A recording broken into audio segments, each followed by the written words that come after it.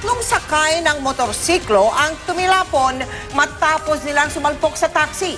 Comatose ngayon ang isa sa kanila. Walang helmet at napag-alamang lasing pa ang tatlong rider nang maganap ang disgrasya. Nahuli kampo ang mga pangyayari na tinutukan ni Oscar Oida.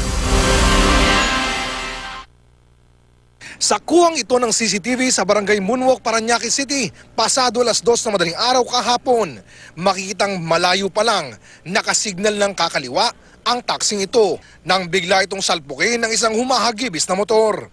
Sa lakas ng pagkakasalpok, tumilapon ng ilang metro ang sakay ng motorsiklo. Sa bilis ng takbo, hindi mo makikitang tatlo pala ang sakay ng motor. Isa sa kanila, humampas sa pader ng isang tindahan. Ang masaklap nito, walang suot na helmet ang tatlo. Yung isa po biyak yun dito. Yung si makabasag po yung ano niya. Kaya biyak yun dito. Yung driver po sa mukha po yung tama. So puro mukha. At ayon sa dumating na rescue team, sa amoy pa lang ng mga nakasakay sa motorsiklo. Sila na po nagsabi sa amin, sir, na nakainom sila.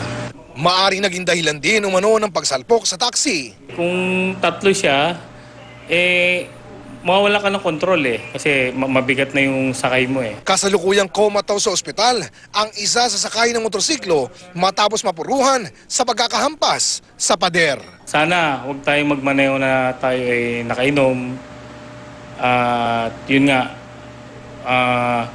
sumunod tayo sa batas trapiko na pinapatupad ng ating city local. Oscar Oida, nakatutok, 24 oras.